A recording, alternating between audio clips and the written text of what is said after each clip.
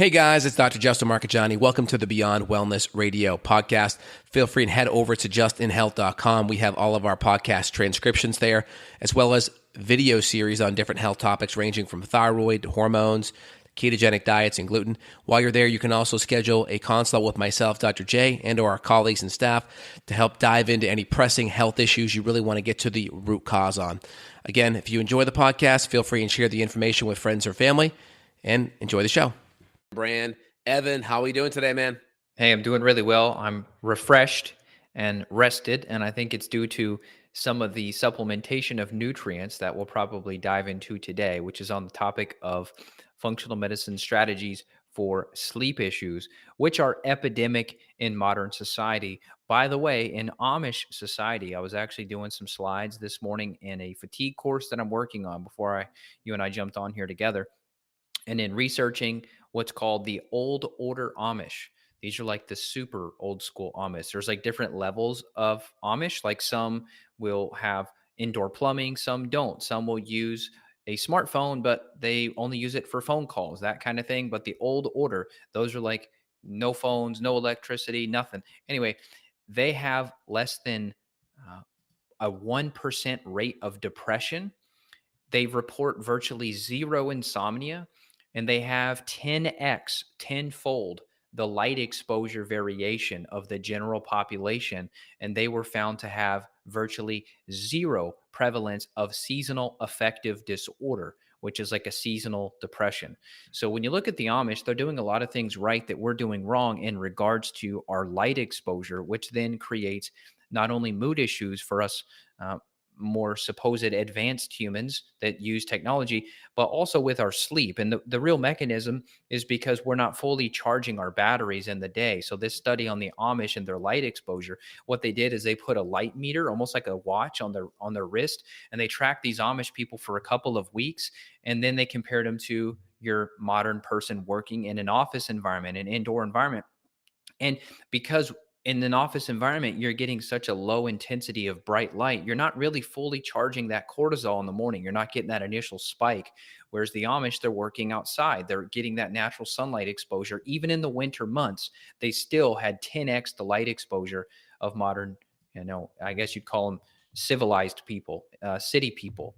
And Yeah. so that's a cool, like, free thing to do, which is something, honestly, I didn't realize it until looking into this research. I'm much, much less like mopey in the winter than I used to be. I mean, we're almost in December when you and I are recording this. Years ago, maybe a decade ago, when I had gut issues and all sorts of problems, the winter was so depressing for me. It doesn't really bother me anymore. I kind of embrace it. And I think honestly, it's because even in the middle of the day at 12 or 1 o'clock, I'll try to take my shirt off and I'll go outside and just get natural sunlight. If I sit on my front porch, the way our house is structured, there's not much wind. So even on a day where it's 15 or 20 degrees, I could sit out there with no shirt on and get that sunlight exposure. I always feel better. My mood is lifted, my circulation, my blood flow, and my sleep is way better on those days as opposed to days where I don't get out and get that bright light. Yeah, that totally makes sense. That vitamin D is very, very important. Also, just getting that good sunlight in the morning kind of it resets that circadian rhythm. And so circadian rhythm is light and cortisol driven. As cortisol drops, melatonin increases. There's this kind of inverse relationship of cortisol to melatonin. And so the light kind of helps reset that. So you get on the right schedule there. As light stimulates cortisol, it hits your pineal gland. It kind of helps charge up the pineal gland as well. Very important for melatonin synthesis at nighttime, because as cortisol drops, we have this natural circadian rhythm. Cortisol is highest in the morning, drops throughout the day. As it drops, melatonin can increase at night, and that light really kind of helps reset things. So that's very important. Now, also very important as well, melatonin, it's kind of like a hormone kind of neurotransmitter made from the pineal gland, right in this area here in the brain. And it's made from amino acids. So 5-HTP or tryptophan, L-tryptophan, it's an amino acid that's a building block for melatonin, and an important cofactor for it was B6 as well, an important B vitamin, very important cofactor. So if we're eating nutritionally deficient foods, lots of processed carbs, not getting good quality B vitamins, not digesting our protein well, you could see poor digestion and poor nutrient density in the foods could easily affect sleep quality. You know what? This is interesting too. And sorry, I knocked over my water bottle. I was trying to grab my phone to pull up the D-Minder app because I look at the D-Minder app to look at when you can actually synthesize vitamin D because it's only at certain times of the day, especially when you're in a more northern latitude. So anywhere south of, I think it's the 37th latitude, there's a vitamin D winter. And so today, believe it or not, it says right here on the app, today, which we're recording, is November 29th. It says today is the last day of the year where I can get vitamin D, and I can only get it today from 12:13 to 12:49. So there's literally barely 30 minutes. Today is the final day to synthesize vitamin D. And then that's going to last this quote vitamin D winter, meaning that the angle of the sun is going to be too low in the sky to synthesize vitamin D. That will last until I want to say it's about February. I can't remember right off the top of my head, but it's usually December, give or take, to January or February. There's almost a month or two where you can't make any vitamin D. So I will be supplementing a little more. And there's actually a 2020 paper on this that was called Vitamin D and Sleep Regulation. And long story short, vitamin D supplementation improves sleep disturbances. Now, it says that vitamin D is involved in the pathways of production of melatonin. So I didn't know that. I thought that it was primarily a cortisol, melatonin. You and I talk about this seesaw of you want high cortisol in the morning, and then at night, cortisol drops, melatonin rises. But apparently, the vitamin D receptors and the enzymes that control their activation and degradation interplay with melatonin. So there you go. You learn something new every day. Yeah, and so it's working on what so vitamin D is working on melatonin receptor sites. That's what it sounds like. Yeah. Or it's Yeah, so working on synthesis of melatonin. synthesis. So you have part of the. That's what I think I mentioned, like charging the pineal gland. I think charging that pineal gland to get in that good light. That's I think you need that good UV light to stimulate melatonin production, and then you also need the raw material, right? You need the 5-HTP tryptophan amino acids. You need the B6. Those are all really important cofactors, and the light kind of is an important stimulator to help make it, as well as I think time it up too, right? It really times up that rhythm. One of the best things when you have time zone issues is get up in the morning, watch that sun rise. You can even do a little bit of caffeine as well to stimulate the cortisol, so you get the cortisol increase while you're seeing the light. The pineal gland sees that ultraviolet light coming in, it syncs up your rhythm, and you do a little bit of melatonin at night, and that kind of gets your rhythm right back on track. So anyone's traveling time zones, it's one of the best ways to get back on track is see the sunrise in the morning, a little bit of caffeine, and then sunset at night with some melatonin. That gets the cycle all dialed in. Yeah. So here's another paper in the neurology publication, and it just said that low vitamin D levels are significantly associated with longer time to fall asleep, excessive daytime sleepiness, and underlying conditions in sleep restricted individuals. So that's interesting because I know years ago I was vitamin D deficient and my sleep was worse. Now, granted, I had other issues too. I want to make sure you and I talk about the gut a bit, but years ago, it's interesting to think that my low vitamin D levels could have been a contributing factor to my sleep problems. Yeah, I mean, it's definitely a variable. There's a lot of other issues too. I mean, the first thing that we're going to look at is we're going to look at circadian rhythm. So we're going to test cortisol levels and rhythm. We're going to see it throughout the day because one of the biggest things that happens the more stressed and inflamed you get is you get either a flattening of the cortisol or you can get a flattening with an increase at night, and that can make it really hard to relax, really hard to settle down. Obviously, the flattening throughout the day can cause lower energy the first half of the day, as well as a flat mood, right? Because cortisol is a glucocorticosteroid. Gluco meaning pertains to energy and stress. Corticosteroid meaning inflammation. So it's a natural anti-inflammatory. So yeah, if we don't have that nice arch of cortisol in the morning, energy can be low, and that nice drop at night really helps us relax. So yeah, it's one of the first tests we're going to look at. And then, of course, we know melatonin is made from protein. It's nice to see what's happening with the protein side of the fence because if we don't have good, just stupid things like, hey, I'm vegan, vegetarian, I'm not eating enough protein, or I don't have enough hydrochloric acid or enzymes, or I have chronic gut issues like SIBO, IBS, H. pylori, gut bugs, and that's maybe creating a bottleneck and also creating inflammation in the gut, which is then moving through the tight junctions into the bloodstream, move its way to the brain. That could affect the brain inflammation, HPA axis function. That's brain talking to the adrenal glands, and that could affect everything for sure. Yeah, I mean, when I had gut infections, my sleep was disturbed, sometimes just because of pain in my gut. I mean, so how many people have IBS that also have sleep problems? I can tell you it's quite a lot, and we work with that all the time.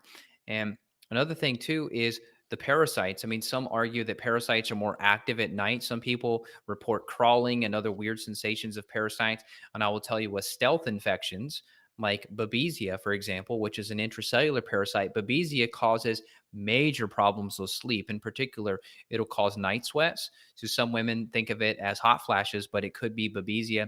And unfortunately, I've had a lot of tick bites over the years, and I can tell you with personal experience with Babesia that it would cause me to wake up at about an hour or two after I went to bed. So if I went to bed at 9, I would be up by 11, sometimes sweating, sometimes not, but I would just be wide awake. It was almost this infection was driving some sort of cortisol response. So after treating these type of infections, usually the sleep problems go away. And then, as you mentioned, we could supplement amino acids in the meantime, especially because if someone has gut issues, we know they're not going to be synthesizing enough serotonin from their gut because the vast majority is made in the intestine. So if you've got gut bugs and you don't sleep well, you got to fix the gut bugs if you want to sleep well. Can you supplement melatonin and 5-HTP? Yes, and those are very nice natural things, but they're still band-aids. They're not root cause. So like you said, a stool test is something that could be in order, a urine test to look at the brain chemistry too, because we could see dopamine and serotonin levels. And then you mentioned cortisol, which we could do via saliva or urine, and we could see those inverse patterns. So another thing I want to mention is like Relora. Relora is like a patented version of two different barks. There was one paper on it that it reduced cortisol levels by about 18% in 4 weeks. Now, I don't recommend if you have sleep issues just to go take this. You want to test, not guess. So I don't think it's wise, and I'm sure you would agree, for people just to go take things that affect cortisol without knowing what you're up against. So I think it'd be better for you to try to get some data first. So don't assume that because your sleep sucks that you have um, a cortisol problem, because sometimes we'll test people that are wired at night and surprisingly they have low cortisol. Maybe it's just emotional stress or something else, but it's not a cortisol problem. And then sometimes people feel okay, but at night for some reason their cortisol levels triple what it should be. And then that's where the nutrients come in to help move it in the right direction. 100%. There's also some things out there talking about pineal gland. That's the gland that we talked about that makes melatonin.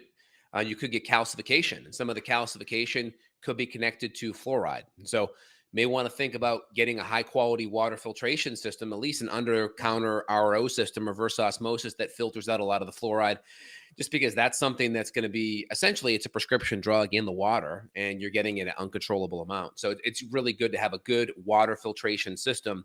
So I have a whole house carbon based system as well as a under the counter reverse osmosis system. So I highly recommend having both, but at least have one for your drinking water. That way you can get a lot of the crap out of the water. So we'll put a couple of links of water filtration products that we personally use and recommend ourselves for with our family as well as patients.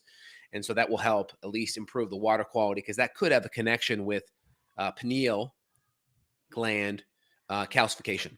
Yeah, I got into fluoride years ago, just fluoride research and the toxicity of it, and how even places, most major cities, they add fluoride to the water. So you'll have, like in Kentucky, relatively decent water, but then at the end they add fluoride to it, which is just really criminal based on all the research we know about fluoride lowering the IQ and things like that. And so. When I was working out of a brick and mortar at a chiropractor's office, we actually had a few x-rays where people had neck injuries from car wrecks. And this might sound crazy, but we were able to actually see the calcification on the x-ray. If we were doing like a more of a head type x-ray for some of these neck and head injuries, you could literally see almost like this little darker spot, or it might have been bright white, I can't remember, depending on the x-ray machine, but you could see it. And I was asking the chiropractor, like, what is that? And he's like, well, that's the pineal gland. He's like, maybe this calcification thing is real, because you'll read that online and some people just label it a conspiracy, but I think there's totally something to it, and I have seen images of that. Well, there's one study right here I'm looking at right now. It's a 2018 study, and they're looking at fluoride exposure and sleep patterns among adults. And they're talking about essentially, looking at that level. And they're looking at fluoride exposure affecting sleep patterns. I'll put the study here in the links. Yeah. But one of the conclusions here reached at the very end, let me kind of scroll down to it. Said chronic low level fluoride exposure may contribute to changes in sleep cycle and regulation and sleep behavior among older adolescents. U.S. additional prescriptive studies are warranted to examine the effects of fluoride on sleep patterns and determine the critical window of vulnerability for patients. And so essentially, they're saying chronic low level exposure, right? What about higher level exposure, right? What about the extra fluoride in your toothpaste, too, right? So these are all some extra things that, it's just something you want to make sure that you have clean water. And one benefit of clean water is keeping the fluoride out, which could affect your sleep. Also, other stuff in the water, such as potential parasites and bacteria that may not get hit by your typical chlorine, and as well as potential pharmaceutical drugs. So, good, healthy filtration is going to be wonderful. We'll put the recommended links for the products that we use down below. Speaking of drugs, why don't we mention drugs? People that are doing different pharmaceuticals for fatigue or for mood issues or for ADD or ADHD. I mean, people that are doing stimulants, methamphetamine derivatives. A lot of these people, depending on the half life, depending on the metabolism of the drug, depending on people's digestion, depending on maybe mixing that with caffeine or other stimulants. I mean, that's a huge problem. I mean, we are an addicted society to stimulants. I mean, caffeine is probably the number one stimulant used worldwide. But certainly, I have tons of clients, even teenagers, unfortunately, 14, 15, 16-year-olds that are taking pharmaceuticals like Vyvanse or other really, really stimulating things to supposedly help them focus better. But then they can't sleep at night. So then they're on social media at night. They're looking at their blue light screen, which is going to be suppressing melatonin production all night. Now they're laying in bed, scrolling on TikTok while they're supposed to be sleeping. And so there's no wonder we have so many teenagers that have depression and anxiety issues too, because good sleep is really important for a good mood. And I tell you, if I don't sleep as well, mood's not as good. And that's just common sense, because the glymphatic system, G like Gary, the glymphatic system works when you're sleeping. And this is almost like think of it like a brain detox. And with not enough sleep or quality sleep, that system doesn't work. And then our brain, we just can't think clearly. We make worse decisions. We have less ability to react, like in terms of driving and reaction time and speed. I mean, the brain really takes a hit when we don't have sleep, good quality sleep. 100%. Well, let's talk about some other nutrients that are very important. So, obviously, things like magnesium, very important. Magnesium plugs into the mitochondria, Krebs cycle, supposedly at a minimum 300 to 1,000 enzymatic roles in the body. So, it plays a large role in what's going on with our health and with relaxation. Also, I like to combine a little bit of magnesium and some collagen, which is very high in glycine. So, glycine and magnesium are superchargers for relaxation and really getting the parasympathetic nervous system up. Very relaxing, very calming as well. So, I like that as just kind of a nice diet and lifestyle strategy. And again, if you wake up a lot to go pee, you may want to give yourself an hour or two before the bed, before sleep, before you have that, at least an hour, so you can kind of pee and get all that extra water out of your bladder. So a good hour or two, very helpful, very relaxing, very calming. Of course, just general lifestyle strategies like wearing good blue blocking glasses, just kind of mitigating a lot of the light stuff at the end, putting a lot of your lights on dimmer switches where you can at least knock down a lot of the intensity down 80% or so. So that's not stimulating cortisol and lowering melatonin. So light at night hits that pineal gland. It's going to raise your cortisol and lower melatonin, because cortisol and melatonin are on an inverse relationship. Cortisol up, melatonin down. So that's very helpful. Yeah, I mean, humans, we're so smart that we're stupid, and we brought the sunlight indoors. Whereas compared to the Amish, guess what? Guess how much nighttime light exposure they have? Virtually nothing. Number one, they don't have electricity. So if they want light, it's going to be a candle. And the intensity of a candle, number one, the candle is going to be very amber red. There's very, very minimal blue light coming from a candle. And the intensity of it is a fraction of a single light bulb. So, we've really screwed up by bringing lights indoors. I mean, they're awesome, but I try to not use them. So at night, we'll just use like a salt lamp at night, just salt lamps scattered around the home. And those are relatively orange color and then relatively low intensity. And then Yep. also, you mentioned the glycine. Yeah, the glycine's awesome. I take glycine almost every day. It's about give or take 3 grams just for a scoop of it. And interestingly, when my wife went in she had one mercury amalgam, which heavy metals that can affect sleep too. So we'll talk about detox support. I think we should at least mention it. But when she went in to get her one silver removed, they actually gave her a glycine mouth rinse, which I thought pretty interesting. And she said it Mm, chilled her out. Like they had her almost like sit around and then swallow. And she said it just chilled her out right before the procedure. So it's kind of like a natural, anti-anxiety formula that they were using in the dentist office. So that was neat. But let's talk on detox very support good. because I like that.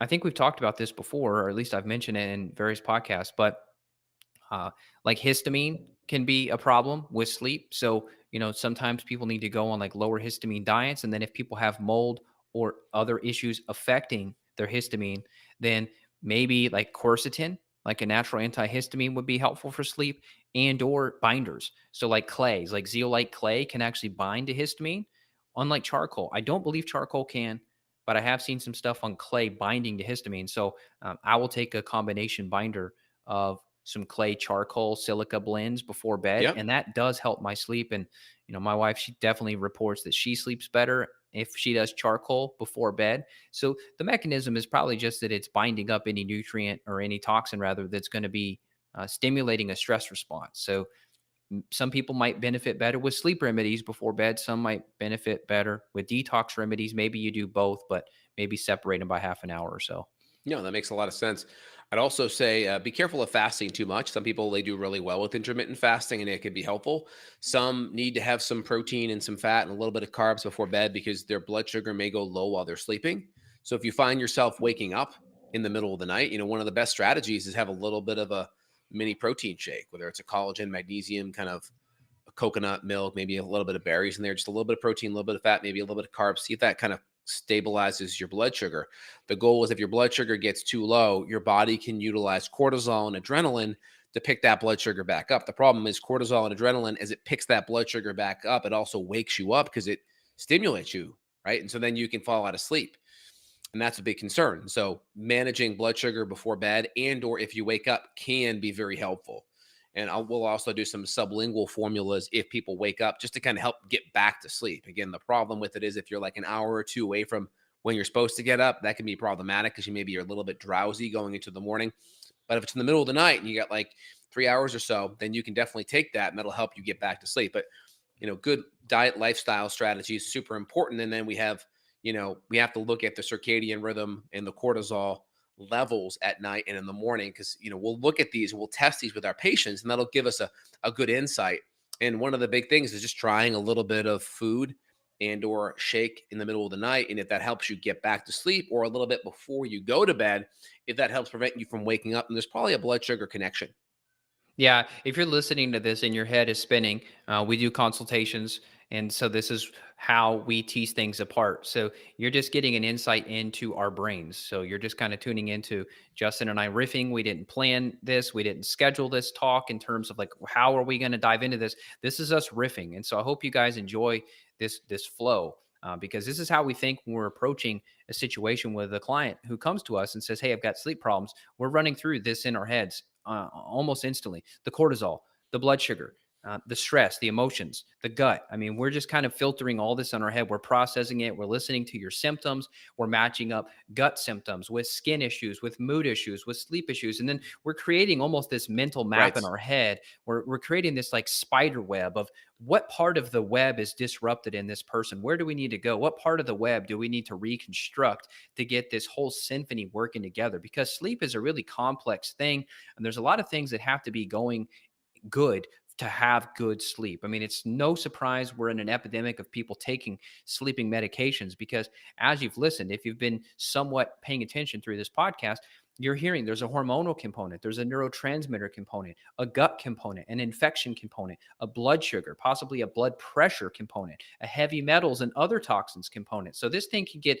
really complex. And so if you just go to the doctor and you get Ambien or a sleeping medication, all you've done is put yourself in somewhat of a drug coma. You've done nothing to fix any of these root causes. And if you have toxins or other issues creating the sleep problem, you're just getting further and further away. And it's really sad to see how commonly the sleep medications are passed out like candy, because what they don't tell you is it's very difficult to get off of those drugs, especially if it's in the benzodiazepine category where it's like an anti-anxiety and sleep remedy like lorazepam. Those things are incredibly addictive, incredibly powerful drugs that are very hard to get off of. So we just prefer you guys think root cause. It doesn't have to be revolutionary, but I guess it is, because the conventional medicine approach to this stuff is garbage.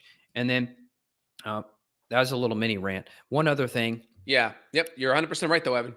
So one other thing, CBD can be helpful. So there's so many states now that have CBD, and many states have medicinal cannabis to where you can get a tiny bit of THC. I'm not saying that people need to get high to sleep, but I have found that clients in these legal states where they can get like a 3-to-1 or a 5-to-1 ratio. So what that means is like, say, 5 parts CBD to 1 part THC. Some of these sublinguals or topicals or sprays or edibles or gummies or flowers, concentrates, whatever they like, that can be enough to help regulate the nervous system. I think the mechanism is probably tamping down inflammation, but there's probably some nervous system component to it as well. And so, if you're in a state where you can't do THC, you could at least do CBD, try to get some organically grown plants. And you could do give or take 10 to 20 milligrams, is what I'll do in tincture form, put it under the tongue. And it's not like a sedative. It's not going to pass you out in the middle of the day, but it will help you be a little more rested. So sometimes I'll do a combination of like the GABA chewables that I've got, a couple drops of motherwort tincture, which is like a heart calming herb, and then a little bit of CBD. Something like that little triple combo is pretty awesome. Yep. No, I do like that a lot. That makes a lot of sense. So deeper, right? Kind of root cause stuff. We're always looking at diet. We're always looking at blood sugar. We're always looking at inflammation. We're always looking at circadian rhythm and adrenal function. Of course, females, if we have estrogen dominance and low progesterone, progesterone is very important for calming and activating the parasympathetic. So we want to look at the hormonal imbalances that could be driving things. Also, chronically low thyroid, low T3 levels, you can see associated with insomnia and sleep issues. Got to look at the thyroid connection there as well. Got to make sure we're digesting and breaking things down.